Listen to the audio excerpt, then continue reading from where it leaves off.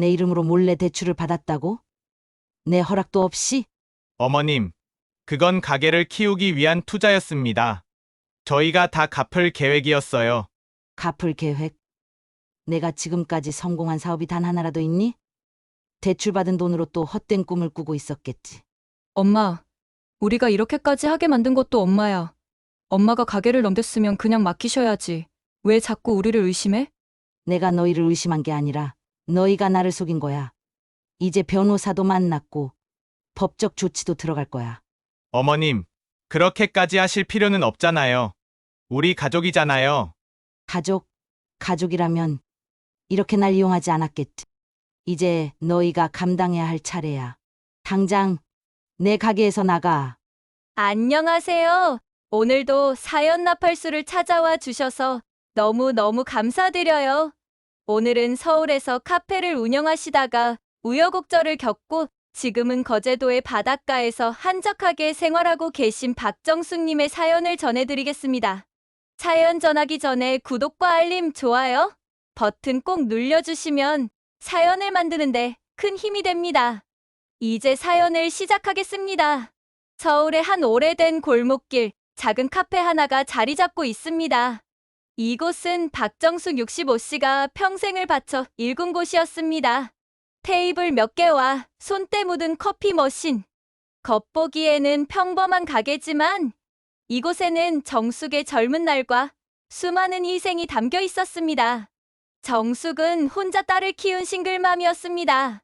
결혼도 하지 않은 채 딸을 품에 안았을 때 주변에서는 모두 혀를 찼습니다. 여자가 혼자 애를 키운다고? 그것도 서울에서? 혼자 벌어서 애 교육까지 시키겠다고? 말도 안 돼.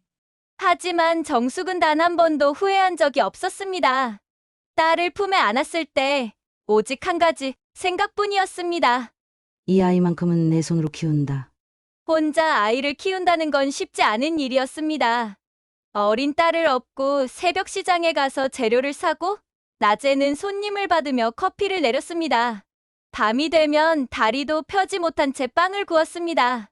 하루에 2~3시간 자는 날도 많았습니다. 어떤 날은 장사가 안 되어 가게 문을 닫고 흐느낄 때도 있었습니다. 하지만 딸이 배골치 않게 하려면 올 시간조차 아까웠습니다. 그렇게 정숙은 악착같이 돈을 벌어 딸을 키웠습니다. 딸을 위해 좋은 옷 한 벌 사지 않았고 쉬는 날에도 가게 문을 닫지 않았습니다. 오직 한 가지 목표. 우리 딸 대학은 보내야지. 그 목표 하나로 온몸을 갈아 넣었습니다. 그렇게 세월이 흐르고 딸 민지는 38이 되어 어엿한 성인이 되었습니다. 엄마의 희생 덕분에 대학을 졸업했고 결혼까지 했습니다. 남편은 도연은 40에 젊은 나이에 사업을 시작했지만 번번이 실패했습니다. 사업 수완이 좋다고 자부했지만 정작 현실은 늘 돈에 쪼들리는 삶이었습니다. 결혼 후에도 민지는 엄마의 가게를 도우며 생활했습니다. 엄마와 함께 커피를 내리고 단골 손님과 대화를 나누는 시간들이 익숙했습니다. 사실 카페는 단순한 가게가 아니었습니다. 민지에게는 어린 시절부터 함께한 집 같은 곳이었습니다. 그러나 어느 순간부터 그녀의 시선이 달라지기 시작했습니다. 어느 날 도연이 무심하게 말을 꺼냈습니다. 이 가게 우리가 운영하면 더 잘할 수 있을 텐데. 민지는 처음엔 웃어 넘겼습니다. 하지만 남편의 말은 점점 그녀의 마음속에 자리 잡았습니다. 그래, 엄마도 이제 나이가 많잖아. 이젠 우리가 맡아야 할 때가 아닐까? 어차피 이 가게 나중에는 내 거 아니야? 그녀의 마음속에서 서서히 욕심이 피어나기 시작했습니다. 그날도 정숙은 여느 때처럼 카페 문을 열고 하루를 시작했습니다. 새벽부터 내린 비로 거리는 촉촉이 젖어 있었고 카페 앞 작은 화분들은 싱그러웠습니다. 정숙은 습관처럼 가게 안을 정리하며 속으로 중얼거렸습니다. 그러던 그때 딸 민지가 다가왔습니다. 평소와 달리 머뭇거리는 표정이었습니다. 정숙은 이상한 기분이 들었지만 애써 웃으며 딸을 바라보았습니다. 왜 그러니, 민지야? 어디 아파? 아니야, 엄마. 그냥 하고 싶은 얘기가 있어서. 민지는 한숨을 깊이 내쉬고는 조심스럽게 말을 꺼냈습니다. 엄마 이제 가게 그만하고 좀 쉬면 안 돼? 순간 정숙의 손이 멈췄습니다. 평생을 바쳐온 가게, 자신의 삶이 깃든 공간. 그곳을 이제 그만두라는 말에 가슴이 철렁 내려앉았습니다. 이 가게는 내가 평생을 바친 곳이야. 그렇게 할 순 없어. 정숙은 최대한 담담하게 대답했지만 왠지 모르게 가슴이 답답해졌습니다. 그러나 민지는 포기하지 않고 계속 설득했습니다. 엄마, 나이도 있으신데 이제는 좀 편하게 살면 안 돼? 맨날 일만 하고 엄마도 이제 즐기면서 살아야지. 이 말을 듣고 정숙은 씁쓸한 미소를 지었습니다. 평생을 일하며 살아온 자신에게 쉬라는 말이 어딘가 공허하게 들렸습니다. 하지만 민지는 단호했습니다. 그녀의 표정에서 점점 초조함이 묻어나기 시작했습니다. 그때 사위 도연이 등장했습니다. 그는 커피 한 잔을 들고 싱긋 웃으며 말했습니다. 장모님, 사실 저희가 엄청 고민한 이야기예요. 이 가게, 이제 저희한테 맡겨주시면 안 될까요? 정숙은 그 말을 듣는 순간 가슴이 철렁 내려앉았습니다. 이제야 그들의 진짜 의도가 보이기 시작한 것이었습니다. 네, 장모님도 이제 편히 쉬셔야죠. 민지도 더 이상 힘들게 일 안 해도 되고, 저희가 더 체계적으로 운영하면 장사도 더 잘 될 거예요. 정숙은 도연을 뚫어지게 바라보았습니다. 단순히 자신을 위한 배려가 아니라는 걸 본능적으로 느꼈습니다. 그러나 민지와 도연은 이미 마음을 굳힌 듯 했습니다. 그들의 표정에는 단호함이 스며들어 있었습니다. 엄마, 우리도 이제 미래를 생각해야 해. 가게를 더 크게 키울 수도 있고 브랜드화할 수도 있어. 엄마 혼자서는 이제 힘들잖아. 맞아요, 장모님. 지금 시대는 변했어요.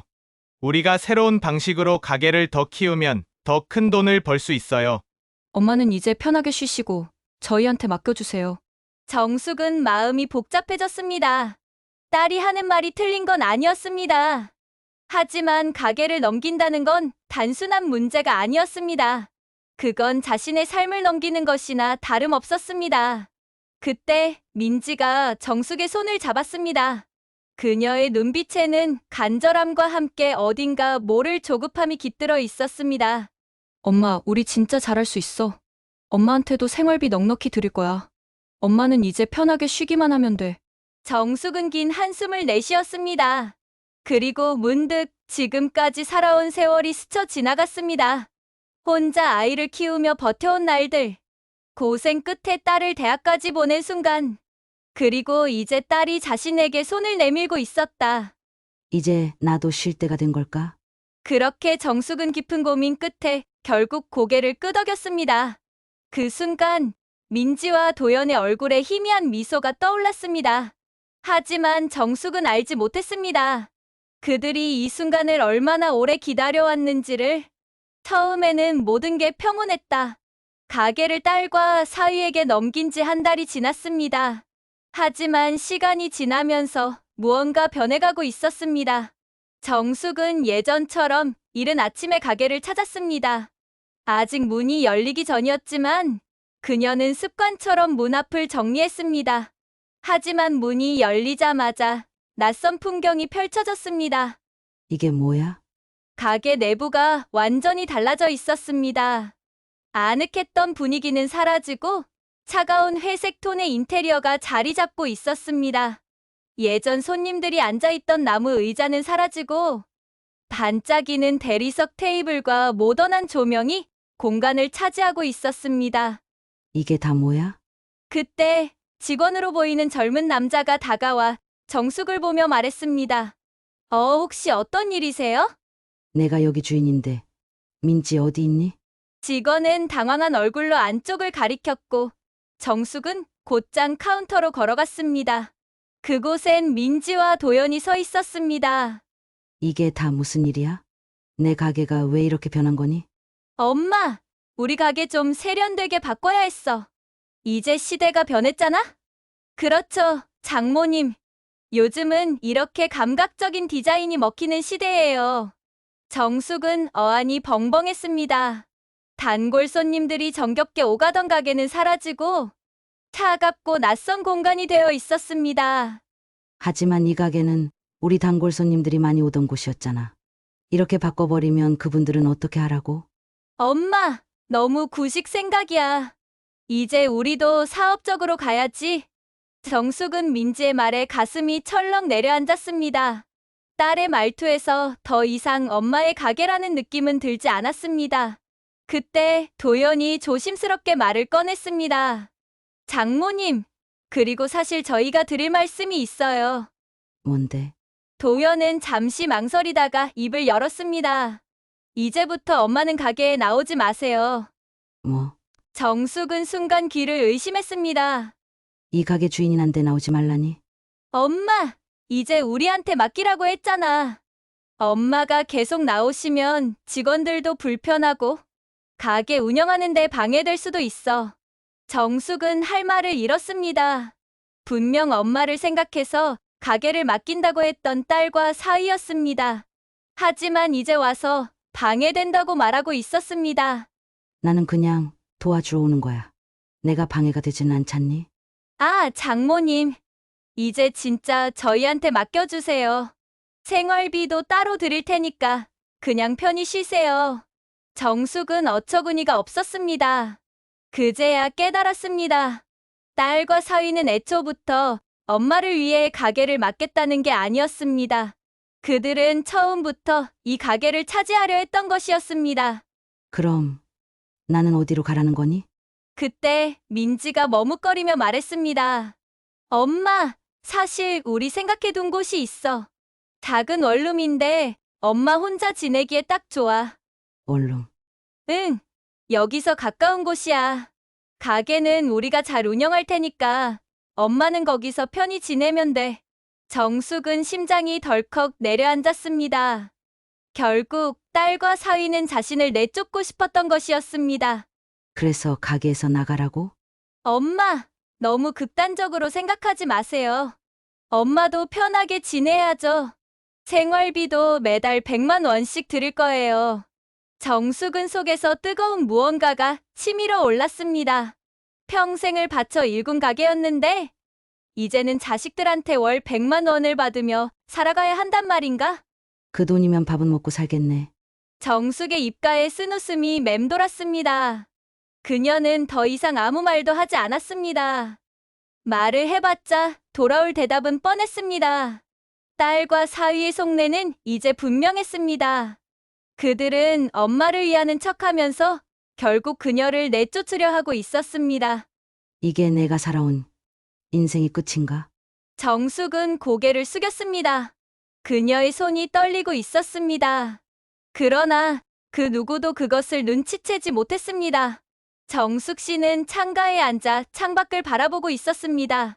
몇십 년 동안 매일 아침 가게 문을 열고 손님을 맞이하며 하루를 시작했지만 이제는 작은 원룸에서 조용한 아침을 맞이하고 있었습니다. 딸과 사위가 매달 생활비를 보내주겠다고 했지만 그것이 마치 자신을 떼어놓기 위한 수단처럼 느껴졌습니다. 가게를 넘긴 이후 민지 씨와 도연 씨는 정숙 씨가 가게에 오는 것을 원하지 않았습니다. 처음에는 엄마, 이제 쉬세요. 라며 정중하게 말했지만 시간이 지나면서 말투는 점점 단호해졌습니다. 어느 날 정숙 씨는 참을 수 없어 가게를 찾았습니다. 문을 열고 들어서자 직원들이 어색한 시선으로 그녀를 바라보았습니다. 카운터 안쪽에서 도연 씨가 빠르게 다가왔습니다. 장모님, 무슨 일이십니까? 정숙 씨는 어색하게 웃으며 말했습니다. 그냥 가게가 잘 돌아가나 보려고 왔어. 도연 씨는 미소를 지으며 조용한 목소리로 말했습니다. 장모님, 저희가 이제 알아서 한다고 말씀드리지 않았습니까? 어머님께서 자주 오시면 직원들이 불편해할 수도 있습니다. 정숙 씨는 순간 가슴이 철렁 내려앉았습니다. 예전에는 자신이 주인이었는데 이제는 직원들조차 자신을 낯설어하는 듯한 분위기였습니다. 그때 카운터 안쪽에서 민지 씨가 나왔습니다. 엄마, 이제 우리한테 맡겨주세요. 엄마가 계속 오시면 우리가 운영하는데 어려움이 있어요. 정숙 씨는 더 이상 말을 하지 못했습니다. 딸이 그래도 자신을 생각해 줄 거라 믿었지만 이제는 자신이 불필요한 존재가 된 것 같았습니다. 며칠 뒤 정숙 씨는 은행에서 온 전화를 받았습니다. 박정수 고객님 되십니까? 현재 고객님 명의로 사업 대출이 실행되었는데 확인차 연락드렸습니다. 순간 정숙 씨의 손이 떨렸습니다. 직원은 잠시 정숙 씨의 정보를 확인하더니 조심스럽게 말했습니다. 현재 고객님 명의가 포함된 사업 대출이 실행되었습니다. 서류상 확인된 공동 명의자로 박민지 씨와 이도현 씨가 있습니다. 정숙 씨의 얼굴이 하얗게 질렸습니다. 딸과 사위가 자신의 이름을 이용해 대출을 받았다는 사실에 심장이 덜컥 내려앉았습니다. 그녀는 급히 민지 씨에게 전화를 걸었습니다. 민지 씨는 당황한 기색이었지만 이내 차분한 목소리로 대답했습니다. 엄마, 그게 가게를 더 키우려면 어쩔 수 없었어. 엄마가 허락 안 해도 엄마 이름이 있어야 대출이 쉽게 나와서 그랬어. 하지만 우리도 갚을 자신 있어. 엄마한테 피해 안 가게 할게. 정숙 씨는 핸드폰을 손에 쥔 채 멍하니 서 있었습니다. 그녀는 믿을 수 없었습니다. 평생을 바쳐 키운 딸이었습니다. 늘 부족하지 않게 해주려고 애썼고 가게도 딸을 위해 넘겨주었습니다. 하지만 이제는 자신의 이름까지 이용당한 채 작은 원룸에서 살아야 하는 신세가 되어버렸습니다. 그녀는 핸드폰을 손에 꼭 쥐고 천천히 숨을 내쉬었습니다. 이대로 당할 수는 없었습니다. 이때 박정숙님에게 힘내시라고 구독 버튼 꼭 눌러주세요. 가게를 넘길 때만 해도 딸이 그래도 자신을 생각해 줄 거라 믿었습니다. 하지만 지금의 상황은 달랐다. 딸과 사위는 이제 그녀를 주인이 아니라 이름을 빌려줄 사람으로 보고 있었습니다. 이제 정숙은 선택해야 했습니다. 계속해서 그들의 뜻대로 살아갈 것인지 아니면 자신의 것을 되찾을 것인지. 정숙 씨는 깊은 한숨을 내쉬며 휴대폰을 손에 꼭 쥐었습니다. 딸과 사위가 자신의 명의를 이용해 대출을 받았다는 사실이 믿기지 않았습니다. 하지만 지금까지의 모든 상황을 돌이켜보니 이미 그들의 속내는 분명했습니다.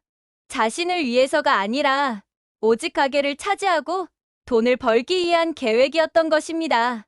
정숙 씨는 조용히 자리에서 일어나 창가로 다가갔습니다. 작은 원룸 창밖으로 보이는 회색빛 건물들이 쓸쓸하게 다가왔습니다.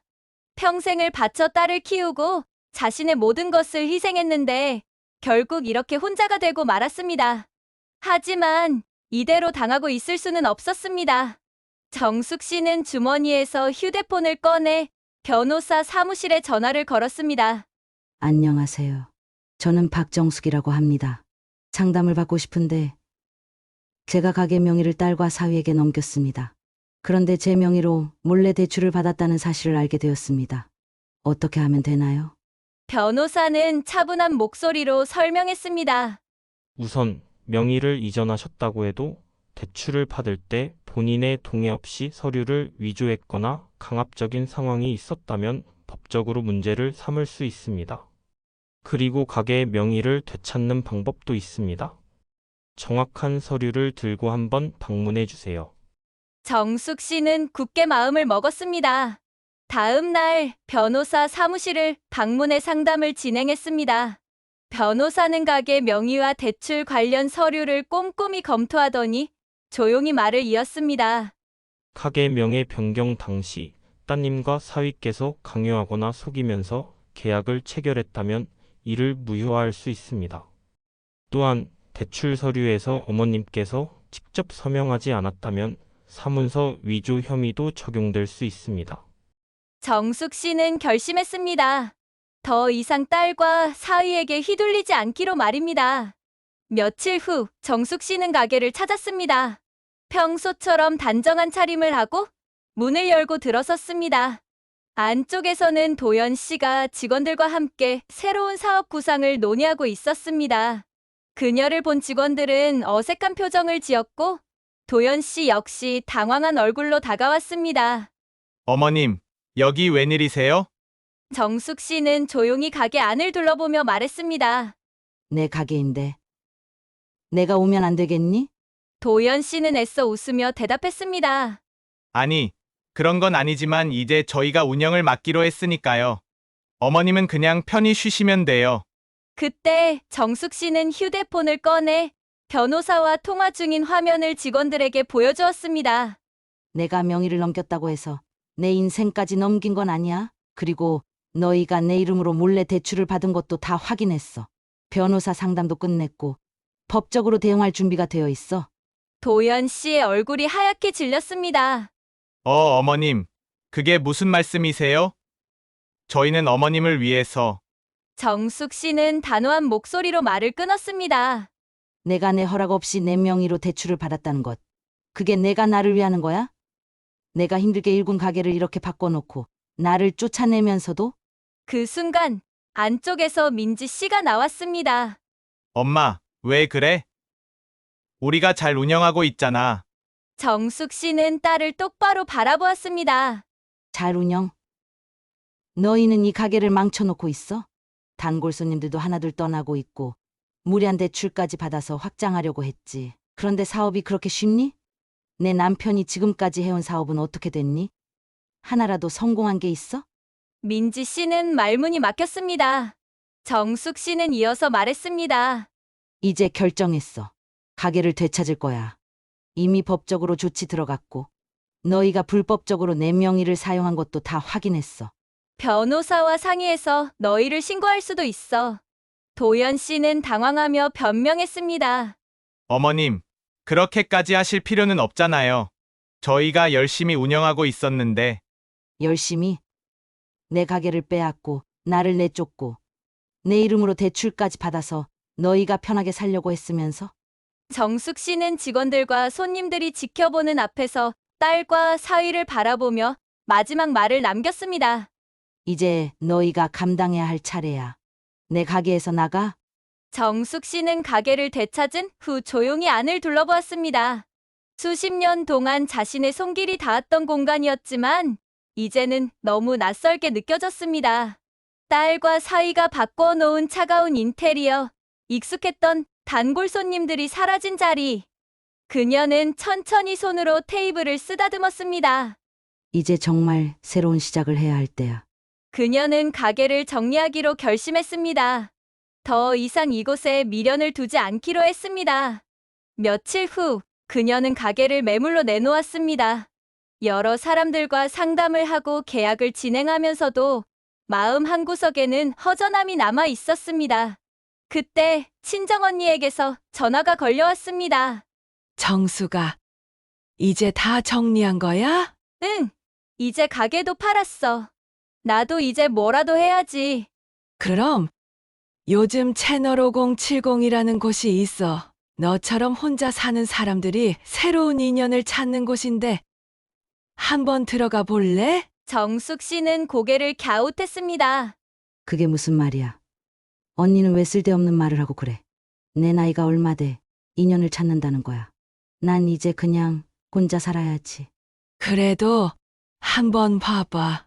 사람 일은 모르는 거야. 너도 이제 새로운 사람을 만나고 행복하게 살아야지. 정숙 씨는 언니의 말을 듣고 호기심에 채널 5070에 전화를 해보았습니다. 처음에는 별 기대 없이 호기심으로 전화를 하였지만 진행자는 친절하고 자신의 입장을 충분히 이해를 하면서 전화를 진행해 주어 편한 마음에 통화를 할 수 있었습니다. 그렇게 등록을 한 며칠 후 한 남자에게서 연락이 왔습니다. 그 남자는 바닷가에서 작은 펜션을 운영하는 사람이었습니다. 안녕하세요.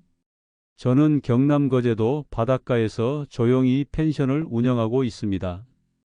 예전에는 직장 생활도 했지만 이제는 자연 속에서 사는 게 더 행복하더라고요. 혹시 한번 바닷가에 놀러 오실 생각 없으신가요? 정숙 씨는 잠시 망설였지만 새로운 인연을 마주해 보자고 결심했습니다. 며칠 후 그녀는 남자를 만나기 위해 기차를 탔습니다. 창밖으로 푸른 바다가 보이기 시작하자 그녀의 마음도 조금씩 설레기 시작했습니다. 역에 도착하자 한 남자가 환한 미소를 지으며 다가왔습니다. 안녕하세요. 먼 길 오시느라 고생 많으셨죠? 아, 네, 여기는 공기가 참 좋네요. 그럼요. 바닷바람이 정말 좋습니다. 앞으로 이런 곳에서 함께 지내시면 어떨까요? 정숙 씨는 남자의 따뜻한 미소를 보며 조용히 미소를 지었습니다. 이제 그녀는 더 이상 과거를 돌아보지 않기로 했습니다. 그녀의 인생 2막이 시작되고 있었습니다. 몇 달 후, 민지 씨와 도현 씨는 더 이상 서울에 머물 수 없었습니다. 가게를 잃고 사업 확장이 막히면서 대출금 상환 압박이 몰려왔습니다.